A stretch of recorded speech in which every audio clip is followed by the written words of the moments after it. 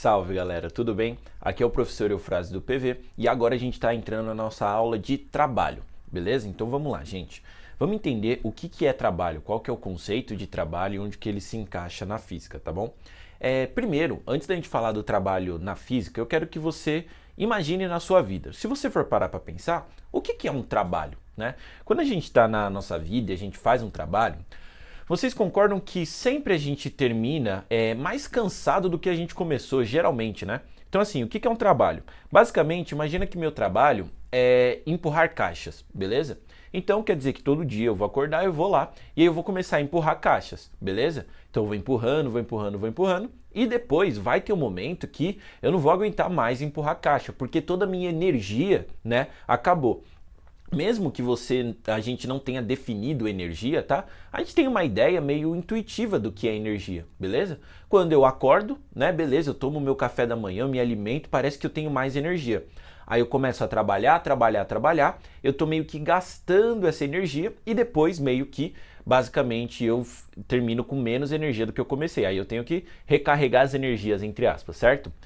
Então percebe como a ideia de trabalho, a relação disso com energia é meio intuitivo, faz sentido? E na física vai ser a mesma coisa.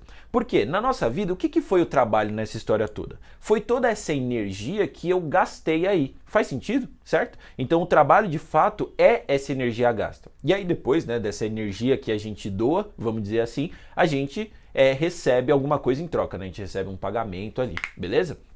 Então, gente, agora vamos para a física. Qual que é a ideia? Que relação tem? É basicamente a mesma coisa, gente. Quando a gente falar de trabalho na física, tá? A gente vai estar falando da medida, o trabalho vai ser a medida do tanto de energia que entrou ou saiu de um corpo através de uma força, beleza?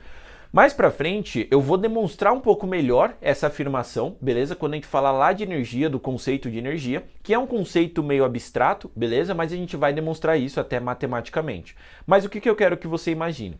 Que é isso, tá? O trabalho é a medida do quanto de energia entrou ou saiu de um corpo, beleza? E aí basicamente a unidade, né, de energia, que é a mesma unidade de trabalho, né, vai ser o famoso Joule, beleza? A gente vai deixar assim, esse joule e a gente vai repetir lá na aula de energia, tudo bem?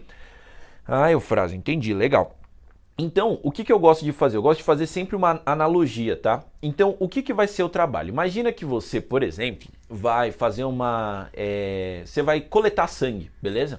Então, o que acontece? Você, para tirar o sangue de uma pessoa, né? E você tirar do corpo, você precisa de um instrumento. Esse instrumento, ele é a seringa, beleza? Então, qual que é a ideia? Através da seringa, eu consigo retirar sangue. Ou também, se eu quiser, posso colocar sangue dentro do corpo de uma pessoa. Faz sentido? Então, basicamente, na nossa analogia, qual elemento é qual, né? A gente diz que a energia, tá? Que a gente vai definir mais pra frente, é como se fosse o sangue, beleza? A seringa é como se fosse a força, gente. Então, olha só, a força é meio que o meio por onde eu consigo mandar ou tirar energia de um corpo, beleza? E o que é o trabalho nessa história? O trabalho é o tanto de energia que foi tirada, beleza? Ou seja, seria meio que o nosso sangue coletado. A quantidade de sangue que eu coletei ali, ou que eu coloquei no corpo, seria o meu trabalho. É mais ou menos essa a ideia, faz sentido? E aí, o que acontece? A gente mais pra frente vai demonstrar que assim, o trabalho, ele pode ser determinado pelo produto da força, pelo deslocamento. E uma coisa interessante é que essa força aqui, ó, ela tem que ser uma força na direção do deslocamento. Como assim, Eufrásio? Pensa comigo. Imagina que eu tenho um bloquinho, certo? Vou colocar um bloquinho aqui. Imagina que ele está se movimentando aqui para a direita, beleza? Eu já expliquei que, basicamente, se eu tenho um bloco se deslocando para a direita, não necessariamente tem uma força, tá? Agindo para a direita, beleza? Ele pode estar ali em movimento retilíneo uniforme. Mas, por exemplo, imagina que eu tenho uma força aqui para cima, né? Ele está aqui numa superfície, certo? Totalmente sem atrito, por exemplo. Eu tenho peso e eu tenho normal. Se a gente falasse, por exemplo, qual é o trabalho que a normal faz nesse bloco? A gente diria que esse trabalho é zero, gente. Por quê? A força que a gente vai calcular aqui no trabalho não é qualquer força. é uma força que tem que estar influenciando no deslocamento do corpo. Agora eu te pergunto, essa força normal aqui, ela influencia nesse deslocamento para a direita? Você já viu alguma coisa assim do tipo, putz, eu puxo o corpo para cima e aí de repente ele vai para a direita? Não faz sentido, né? Então, basicamente, só vai contar a força aqui que estiver na mesma direção desse deslocamento. Guarda essa informação, beleza? E aí, o que a gente vai fazer com isso? Então entendemos que essa força não é qualquer força, tá? É uma força na direção do deslocamento. E aí, olha só, vamos pegar esse exemplo que eu coloquei aqui, ó. Percebe que eu coloquei pra gente um bloquinho e uma força.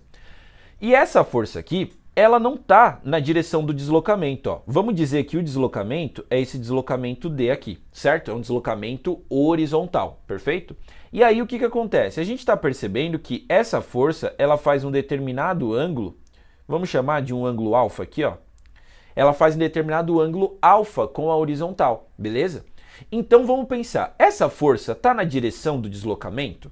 Bom, não tá, né? Ela está fazendo um determinado ângulo com o deslocamento. E a força que eu tenho que usar para calcular aqui, ó, por exemplo, se ele falasse que o módulo dessa força aqui é de 50 newtons, eu não poderia botar os 50 aqui, beleza? O que eu teria que fazer? Bom, se eu quero a força que está na direção do deslocamento, a gente vai fazer um recurso que a gente usa direto na física que eu já expliquei para vocês, que é a decomposição de vetor. Então o que eu vou fazer? Ó? Eu vou pegar e vou decompor esse vetor força. E aí eu vou ter uma componente aqui, ó, que eu vou chamar de Fx, e eu vou ter uma componente vertical aqui, que eu vou chamar de Fy. Tudo bem com essa ideia? Eu vou ter um Fx e Fy. Na decomposição de vetor, a gente tem que lembrar aqui, ó, o Fx vai ser o quê? Vai ser o F com o ângulo, certo? Ele está com o alfa, então vai ser o F cosseno alfa, ele está encostado no alfa, beleza? E o Fy vai ser o F sem o alfa, tudo bem? O que eu quero mostrar para vocês? Agora, olhando para essas duas componentes, gente, pensa, a minha força F ela não existe mais, beleza? Eu troquei ela pelas componentes. Qual dessas componentes está na direção do deslocamento? Se a gente parar para pensar, é o Fx. Ah, entendi. Então o trabalho, nesse caso aqui, vai ser calculado pelo Fx vezes o deslocamento, porque é a componente que está na direção do deslocamento. Show de bola? Ah, beleza, agora ficou mais fácil. Então o meu trabalho vai ser o F cosseno de alfa vezes o deslocamento, beleza? E eu vou colocar, gente, que essa vai ser a expressão geral para calcular o trabalho. Então a gente coloca, só organizando os termos, ó, F vezes D vezes o cosseno do meu ângulo, tudo bem? Muita gente decora essa expressão sem entender o porquê que existe esse cosseno aí. Mas o que eu estou querendo dizer, gente? Basicamente, quando eu coloco esse cosseno, esse ângulo, tá? Esse ângulo alfa aqui, ele é o ângulo entre a força e o deslocamento, tudo bem? Porque, gente, quando eu coloco o cosseno, basicamente isso aqui serve como decomposição, né? Ou para a força ou para o deslocamento, porque eu posso considerar que eu estou decompondo a força ou que eu estou pegando o deslocamento que é para cá e eu estou achando uma componente desse deslocamento na direção da força, tá? A gente vai fazer isso em outros momentos, mas pensando só na força já fica mais claro. Mas pensa que assim, ó, quando eu tenho duas grandezas, tá? E eu coloco vezes o cosseno entre elas, basicamente eu estou fazendo o quê? Ó? Eu estou pegando as forças e botando os vetores e botando eles na mesma direção, tudo bem? Então eu estou pegando a componente de um deles para ficar na direção do outro. Show de bola? Então por isso que o trabalho é FD cosseno θ, legal? Então, olha que interessante. Nesse caso aqui, fica intuitivo que essa força ela está ajudando o bloco a ganhar velocidade, tudo bem?